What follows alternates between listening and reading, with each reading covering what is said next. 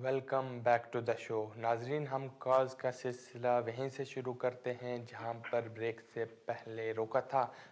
पढ़ते हैं अपने कॉलर की तरफ। जी फरमाइए। हेलो, अस्सलाम वालेकुम। वालेकुम सलाम। मैंने दो क्वेश्चन करने से आपसे। जी बिल्कुल पूछें। एक ये कि मैंने नेशनलिटी अप्लाई की है, अबाउट टू वीक्स हो गए हैं। ठीक है। हाँ जी, लेकिन एक तो ये कि प्लीज अगर आप ये बता दें कि आजकल नेशनलिटी का वेटिंग टाइम कितना है, ये जो मतलब अप्रैल के बाद से कि, और जो अभी तक उन्होंने मेरे अकाउंट से पैसे नहीं काटे तो एक्नॉलेजमेंट आने में और ये प्रोसेस में कितना अप्रोक्सीमेटली टाइम लग सकता है।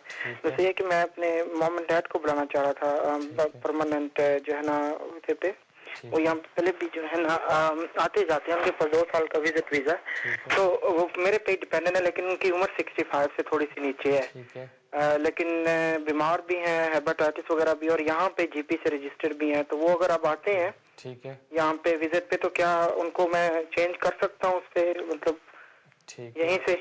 ठीक है, आपकी कॉल का शुक्रिया। बिल्कुल, जहाँ तक आपके पहले सवाल का ताल्लुक है तो एट द मोमेंट जो नेशनलिटी की एप्लीकेशन होती है उनमें तकरीबन 4 से 5 मंथ्स लग जाते हैं, मगर ये डिपेंड करता है इमिग्रेशन ऑफिसर के ऊपर जो आपकी एप्लीकेशन कंसिडर करेगा।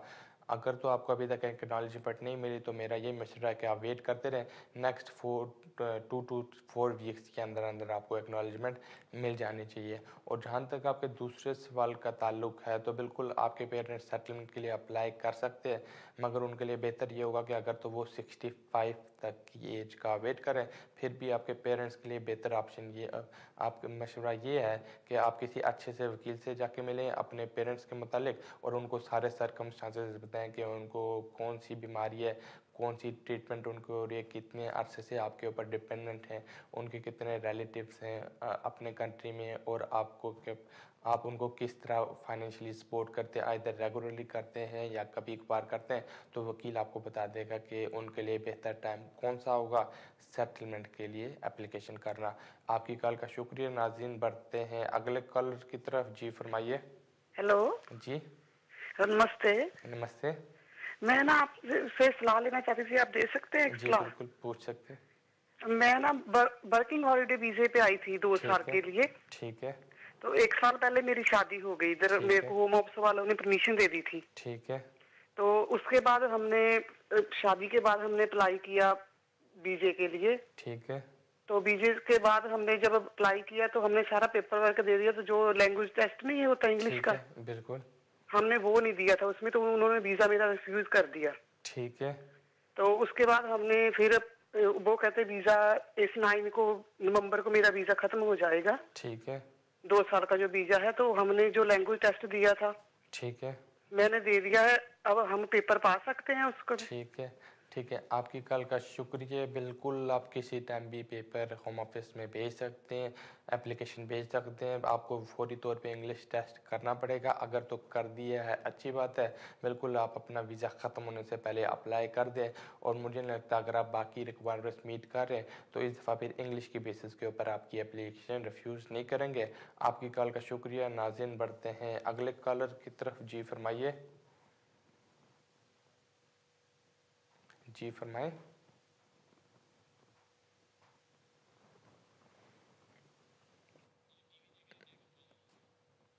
जी जी फरमाइए। हेलो, अस्सलाम वालेकुम। वालेकुम सलाम। हाँ जी, मैं अपना वो आपसे बात करने के लिए पूछना था कि 2003 में मैं आया था एज ए स्टूडेंट। ठीक है। तो मेरी बेटी भी मेरे साथ है। ठीक है। वो यहाँ से 6 साल 7 साल से पढ़ रही है स्कूल में। ठीक है। तो अभी हमारे 8 साल हो चुके हैं। ठीक तो है। इस सिलसिले में हम लोग अपना ह्यूमन राइट्स की बेस के ऊपर या किसी और अपने लॉ के तहत हम अप्लाई कर सकते हैं नेशनलिटी के लिए कि नहीं? ठीक है, आपकी कॉल का शुक्रिया। आप नेशनलिटी के लिए तो अभी अप्लाई नहीं कर सकते, मगर फर्दर लीव टू रिमेन के लिए इंडेफिनिट के लिए अप्लाई कर सकते हैं अपनी बच्ची की बेसिस के ऊपर। मगर मेरा आपको यही मशवरा है कि पहले आप कोशिश करें कि आपके 2 साल और अगर स्टूडेंट वीज़े के ऊपर कंप्लीट हो जाते हैं तो फिर टेक्निकली ऑटोमेटिकली आप 10 ईयर्स की क्राइटेरिया के अंदर आ जाएंगे। उस बेसिस पे आपको इंडेफिनिट स्टेट अवे मिल जाएगा। मगर फिर भी अगर तो आप किसी वजूहत से अपनी स्टडीज़ कंटिन्यू नहीं कर पा रहे तो आपके लिए बेहतर आप किसी अच्छे से वकील से जाके मिलें। वकील आपको बताएगा कि कौन कौन से आपको पेपर वर्क अरेंज करने पड़ेंगे एप्लीकेशन भेजने के लिए। आपकी कॉल का शुक्रिया। बढ़ते हैं अगले कॉलर की तरफ। जी फरमाइए। जी अस्सलाम वालेकुम। वालेकुम सलाम।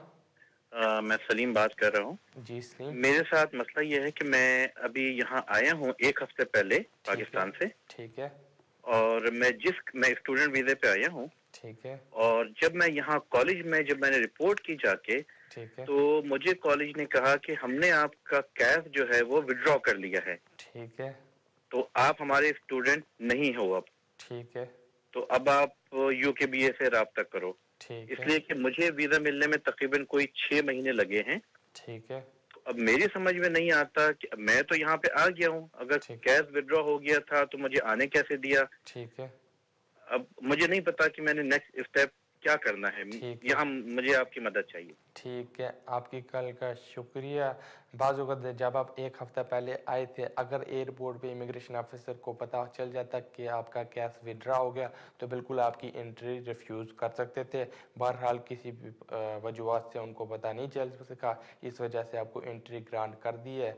अभी आपके लिए बेहतर ऑप्शन ये है कि आप कोई और कॉलेज देखें, वो उसमें फौरी तौर पे एडमिशन लें, उनसे नया कैश इशू करवाएं और उसके बाद आप स्टूडेंट के लिए अप्लाई कर दें। आपकी कॉल का शुक्रिया। बढ़ते हैं अगले कॉलर की तरफ। जी फरमाइए। हेलो अस्सलाम वालेकुम। वालेकुम सलाम। हेलो अस्सलाम वालेकुम। वालेकुम सलाम। मलिक साहब, मैं सादिक हूँ ग्लासगो से। जी। मेरे दोस्त हैं, एक हॉलैंड में रहते हैं। ठीक है। उनके पास EU नेशनैलिटी है। ठीक है। तो वो यहाँ UK में आके सेटल होना चाहते हैं। ठीक है। वो उनके लिए कोई मसला तो नहीं है? यहाँ आके वो सेटल होने के बाद अपने बीवी बच्चों को पाकिस्तान से मंगवाना चाहते हैं। ठीक है। कि उनके लिए कोई डिफिकल्टी तो नहीं होगी? ठीक है, आपकी कॉल का शुक्रिया। बिल्कुल वो यहाँ पे आ सकते हैं, उनको 1% भी प्रॉब्लम नहीं होगी क्योंकि वो यूरोपियन नेशनल है। यहाँ पे आके उनको काम शुरू करना पड़ेगा। जैसे वो काम शुरू कर लेते हैं फिर वो अपने बीवी बच्चों को पाकिस्तान से रेजिडेंस परमिट के ऊपर बुला सकते हैं। कोई उनको ज़्यादा मुश्किल नहीं होगी, मगर उनको यहाँ पे अपने ट्रीटी राइट एक्सरसाइज करने पड़ेंगे और वो अगर काम करेंगे तो वो अपने ट्रीटी राइट एक्सरसाइज कर रहे होंगे। आपकी कॉल का शुक्रिया। बढ़ते हैं अगले कॉलर की तरफ। जी फरमाइए। अस्सलाम वालेकुम। वालेकुम सलाम। मेरा नाम उस्मान है और मेरी शादी 2 साल पहले यूरोपियन की लटविया की लड़की से शादी हुई थी। ठीक है। ठीक है, तो अभी मैं कितनी देर बाद इंडेफिनिट स्टेट के लिए अप्लाई कर सकता हूँ? और दूसरा सवाल ये है कि अगर हमारे दरमियान सेपरेशन हो जाती है, ठीक है, तो उसका मेरे वीज़े पर असर होगा? ठीक है, आपकी कॉल का शुक्रिया। बिल्कुल, अगर तो आपकी शादी 2 साल पहले हो गई थी और आपने रेजिडेंस परमिट के लिए 2 साल पहले अप्लाई किया था और होम ऑफिस ने आपको 5 इयर्स का रेजिडेंस परमिट दिया है, तो बिल्कुल जैसे ही आपके 5 इयर्स कंप्लीट होंगे आप इंडेफिनिट के लिए अप्लाई कर सकते हैं। अगर किसी वजूहत से आपका रिलेशनशिप सबसाइडिंग नहीं रहता, सेपरेशन हो जाती है, तो बिल्कुल इंडेफिनिट के लिए इफेक्ट पड़ेगा। फिर उसमें बेहतर होता है कि जिस दिन आपकी शादी को 3 साल कंप्लीट हो जाए आप डाइवोर्स के लिए अप्लाई करें। जिस दिन डाइवोर्स हो जाती है उसके बाद आप अपने राइट्स के ऊपर अप्लाई कर सकते हैं। मेरा आपको यही मशवरा है कि अगर तो आपका रिलेशनशिप अभी सबसाइडिंग नहीं है, आप किसी अच्छे से वकील से जाके मिलें और उनको अपने सारे सर्कमस्टेंसेस बताएं। आपकी कॉल का शुक्रिया। बढ़ते हैं अगले कॉलर की तरफ। जी फरमाइए। जी फरमाएं।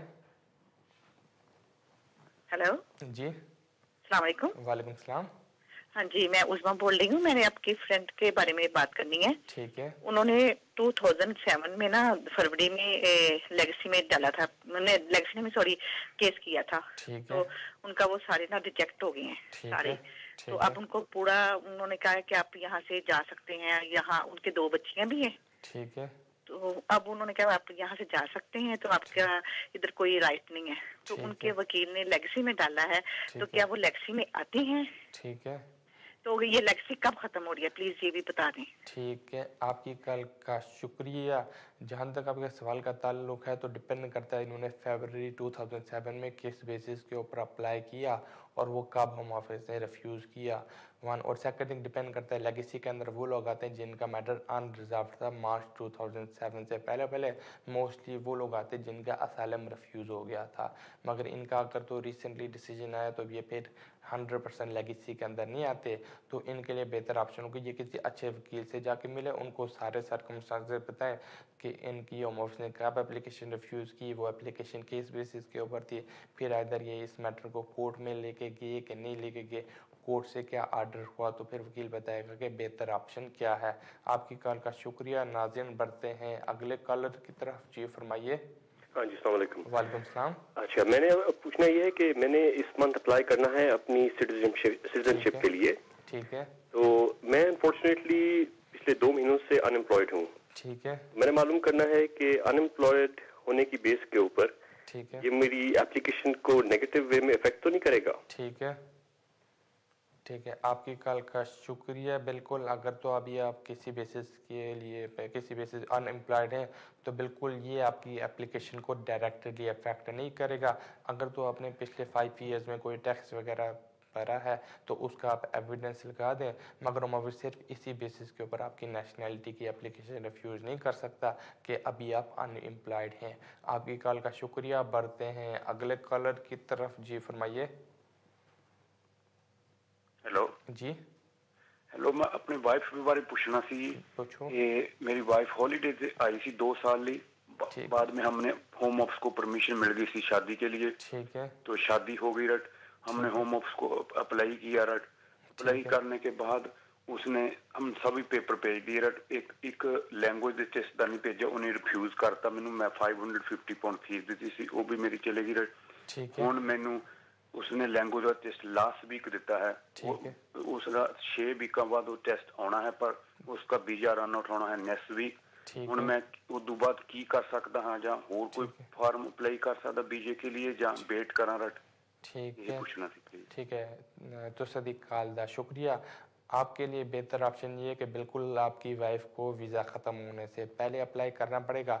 जब अप्लाई करते हैं तब जो कवरिंग लेटर होगा उसमें सारे सर्कमस्टांसेस मेंशन करें, उसमें बताएं कि अभी आपकी वाइफ ने इंग्लिश लैंग्वेज टेस्ट दे दिया है और वो एक्सपेक्टेड कर रही है result with in next 4 weeks, तो बिल्कुल होम ऑफिस वाले कंसीडर करेंगे। जिस दिन आपको सर्टिफिकेट मिल जाता है उसी दिन आप होम ऑफिस को फॉरवर्ड कर दें, मगर इन एनी वे आपकी वाइफ को वीज़ा ख़त्म होने से पहले एप्लीकेशन कर देनी चाहिए। आपकी कॉल का शुक्रिया। बढ़ते हैं अगले कॉलर की तरफ। जी फरमाइए। जी फरमाएं। जी फरमाइए। हेलो जी हेलो जी मलिक साहब से बात कर रहे हैं? जी बात कर रहा हूँ।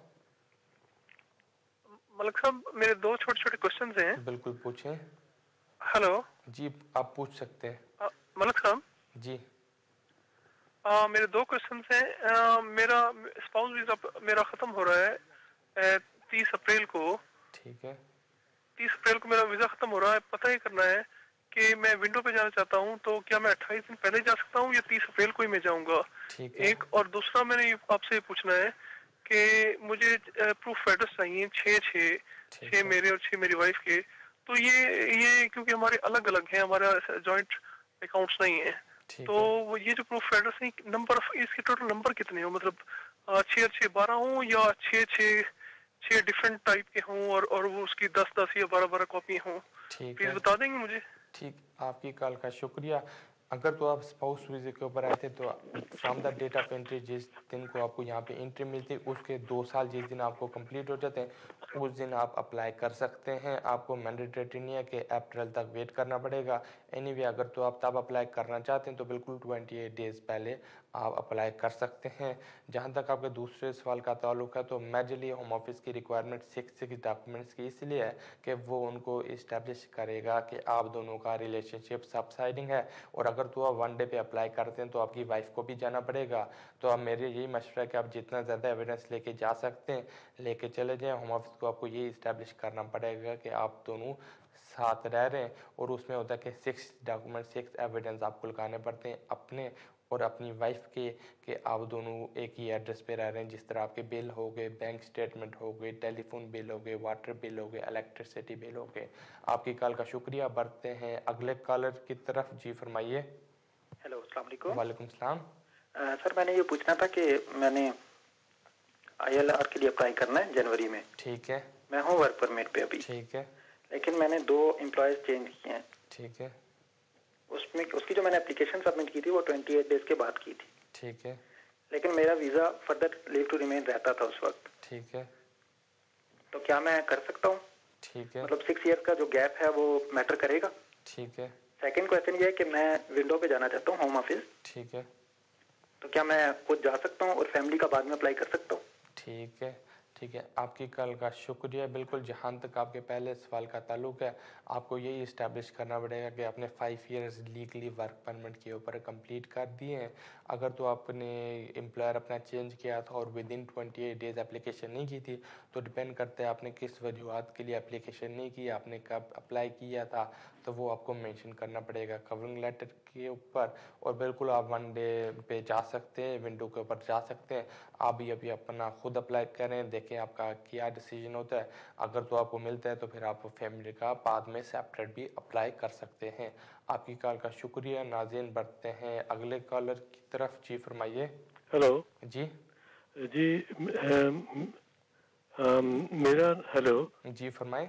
मेरा नेफ्यू जी 25 साल का। ठीक है। तो वो स्टूडेंट वीजे पर है यहाँ पर 5-6 साल से। ठीक है। तो अभी वो एक लड़की, ब्रिटिश लड़की से शादी करना चाहता है जिसकी उम्र 18 साल है। ठीक है। तो मैं पूछना ये है कि अगर शादी हो जाए तो उसका वीजा स्टूडेंट से स्पाउस वीजे में बदल जाएगा या नहीं बदलेगा, क्योंकि इस लड़की की उम्र 18 साल है। ठीक है। ठीक है, आपकी कॉल का शुक्रिया। बिल्कुल, अगर तो आपके नेफ्यू किसी से शादी करना चाहते हैं तो बिल्कुल कर सकते हैं, किसी किस्म का प्रॉब्लम नहीं होगा। जहाँ तक आपका सवाल है कि जो उनकी पार्टनर हैं या जो उनके फियांसे हैं उनकी एज 18 है, तो बिल्कुल लास्ट मंथ के शुरू में एक रूलिंग आई थी सुप्रीम कोर्ट से, जिसमें उन्होंने ये डिसाइड किया था कि जो 21 ईयर्स वाला मैरिज रूल था वो अनलॉफुल था, वो ह्यूमन राइट्स की वायलेशन थी। तो उसके बाद जो रूल था वो बिल्कुल ख़त्म हो गया है। तो बिल्कुल अभी वो शादी भी रजिस्टर कर सकते हैं, उसके बाद अप्लाई भी कर सकते हैं। होम ऑफिस अभी इनकी एप्लीकेशन इस बेसिस पे रिफ्यूज़ नहीं करेगा कि लड़की की उम्र सिर्फ 18 ईयर्स है। अगर तो किसी बेसिस के ऊपर होम ऑफिस रिफ्यूज़ भी करेगा, बताएगा रीज़न कि किस बेसिस से वो सेटिस्फाई नहीं है, उस मैटर को ये कोर्ट में चैलेंज कर सकते हैं। आपकी कॉल का शुक्रिया। बढ़ते हैं अगले कॉलर की तरफ। जी फरमाइए। हेलो जी। ओह हाय मिस्टर मालिक। मैं आपको बताना चाहती हूँ कि हमने शादी की थी 2009 में। ठीक है। तो हमने एप्लीकेशन डाल दी थी होम ऑफिस को। ठीक है। तो 6 महीने पहले हमारा रिफ्यूज का आ गया था कि you have to go back to India and get your visa. ठीक है। एंड दोबारा हमने उसको डाला था रिव्यू पे। ठीक है। तो रिव्यू का अभी कोई जवाब नहीं आया मिस्टर मालिक, कोई एडवाइस आपकी तरफ से? ठीक है, आपकी कॉल का शुक्रिया। मेरे ख्याल में आपने गलती की है, उसको रिव्यू में नहीं भेजना चाहिए था, क्योंकि रिव्यू होम ऑफिस की टोटल डिस्क्रिप्शन के ऊपर होता है। बाद केसेस में वो रिकन्सिडरेशन करते हैं, बाद केसेस में नहीं करते। जिस तरह आपको 6 मंथ्स हो गए और कोई होम ऑफिस से कॉरेस्पॉन्डेंस नहीं आई, तो इसका यही मतलब है कि होम ऑफिस आपका केस रिव्यू नहीं कर रहा। उन्होंने 6 मंथ्स पहले ही फाइनल डिसीजन दे दिया था। मगर आपको ये चाहिए था कि जब 6 मंथ्स पहले होम ऑफिस ने डिसीजन किया था, उस मैटर को हाई कोर्ट में चैलेंज कर सकते थे। अगर तो आपकी शादी किसी बंदे के साथ है जो यहाँ पे सेटल है, ब्रिटिश है या इंडेफिनेट है, तो बिल्कुल आपका मैटर हाई कोर्ट से रिजॉल्व हो सकता था। फिर भी अभी अगर काफ़ी टाइम हो गया, आपके लिए बेहतर ये है कि आप किसी अच्छे से वकील से जाके मिलें, उनको अपने बताएं सर्कमस्टांसेस कि आप किस तरह आई थी, किस वीज़े के ऊपर आई थी, कब आपकी शादी हुई और किस बेसिस पे होम ऑफिस ने आपकी एप्लीकेशन रिफ्यूज़ की। वकील सारे सर्कमस्टांसेस देखने के बाद आपको मशवरा देगा कि अभी आपके लिए बेहतर ऑप्शन क्या है। आपकी कॉल का शुक्रिया। बढ़ते हैं अगले कॉलर की तरफ। जी फरमाइए। जी फरमाएं। हेलो। यस। हेलो। जी फरमाइए। हेलो जी, मैंने ये पूछना था आपसे, मेरे एक बुजुर्ग हैं, वो यहाँ पे आए हुए 1985 से। ठीक है। तो उनको वो पासपोर्ट गुम हो गया था।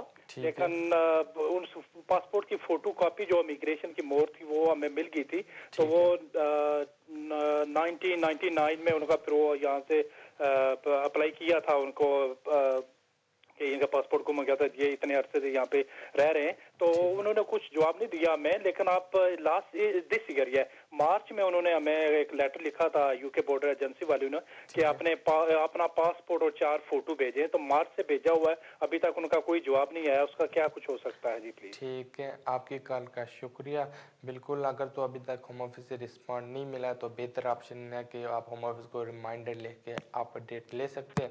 मेरा ख्याल है आपके अभी उनका केस होम ऑफिस कंसिडर कर रहा है, तो उनको जस्ट वेट करना चाहिए। होम ऑफिस को रिमाइंडर लिखें और आप अपडेट ले लें। आपकी कॉल का शुक्रिया। बढ़ते हैं अगले कॉलर की तरफ। जी फरमाइए। जी फरमाए। हेलो। यस जी अस्सलाम वालेकुम जी। वालेकुम सलाम। जी सर, प्रॉब्लम ये पूछना था कोई सी सर कि वो की कहने ਹੁੰਦੇ ਨੇ अपना केस अप्लाई ਕੀਤਾ ਹੋਇਆ यूरोपियन ਦੇ ਨਾਲ ਨਾ ਵਾਈਫ ਦੇ ਨਾਲ। ठीक है। ਤੇ ਉਹ ਉਹਨਾਂ ਦੇ ਕੋਲ ਪਾਸਪੋਰਟ ਆਲਰੇਡੀ ਸੀਗਾ, ਉਹਨਾਂ ਨੇ ਪਹਿਲੇ ਰੱਖ ਲਿਆ ਸੀਗਾ ਜਦੋਂ ਇਜਾਜ਼ਤ ਲੈਣ ਲਈ ਵਿਆਹ ਦਾ ਪੁੱਛਿਆ ਉਹਨਾਂ ਨੇ ਉਦੋਂ ਹੀ ਰੱਖ ਲਿਆ ਸੀ। ਖੈਰ ਉਹ ਉਹਨਾਂ ਦੇ ਕੋਲ ਪਾਸਪੋਰਟ ਸੀਗਾ ਸੀ, ਉਹਨਾਂ ਨੇ ਪਹਿਲੇ ਅਪਲਾਈ ਕੀਤਾ, ਉਹਨਾਂ ਨੂੰ ਰਿਫਿਊਜ਼ ਕਰਤਾ ਉਹਨਾਂ ਨੇ। ਫਿਰ ਹੁਣ ਅਪਲਾਈ ਕੀਤਾ ਵਾ ਤੇ ਉਹ ਉਹਨਾਂ ਨੇ ਜਿਹੜੀ ਇਤਰਾਜ਼ ਲਾਇਆ ਉਹ ਅਸੀਂ ਦੂਰ ਕਰਕੇ ਤੇ ਉਹ ਦੇ ਦਿੱਤਾ ਹੁਣ ਉਹਨਾਂ ਨੂੰ। ਠੀਕ ਹੈ। ਤੇ ਹੁਣ ਪਾਸਪੋਰਟ ਐਕਸਪਾਇਰ ਹੋਇਆ ਵਾ ਤੇ ਉਹ ਪੁੱਛਣਾ ਇਹ ਸੀ ਅਸੀਂ ਅਪਲਾਈ ਤੇ ਕਰ ਦਿੱਤਾ, ਮੇਰਾ ਮਤਲਬ ਹੁਣ ਇਹ ਐਕਸਪਾਇਰ ਪਾਸਪੋर्ट ਕੀ ਕਿਸ ਤਰ੍ਹਾਂ ਹੋਏਗਾ ਹੁਣ? ठीक है। मतलब इस तरह ही दे देंगे अगर देंगे या की होएगा? ठीक है, तो सर दी कॉल दा शुक्रिया। बिल्कुल आपसे गलती हुई, जब आपने पहले ही अप्लाई किया था तो आपको सारे सर्कमस्टांसेस मेंशन कर देने चाहिए थे। होम ऑफिस को बताना था कि आपने जब सर्टिफिकेट ऑफ अप्रूवल के लिए अप्लाई किया था तब होम ऑफिस ने आपका पासपोर्ट रिटेन कर दिया, फिर जो आपकी पुरानी एप्लीकेशन थी वो रिफ्यूज़ नहीं होती। एनीवे, अगर तो अभी आपने अप्लाई कर दिया और आपका पासपोर्ट एक्सपायर हो गया, इस बेसिस के ऊपर होम ऑफिस आपका वीज़ा या आपकी एप्लीकेशन रिफ्यूज़ नहीं करेगी। अगर तो आपकी एप्लीकेशन सक्सेसफुल होगी तो इमिग्रेशन आपको इमिग्रेशन स्टेटस डॉक्यूमेंट के ऊपर स्टे लगा के भेज देगी। आपकी कॉल का शुक्रिया। बढ़ते हैं अगले कॉलर की तरफ। जी फरमाइए। जी फरमाएं।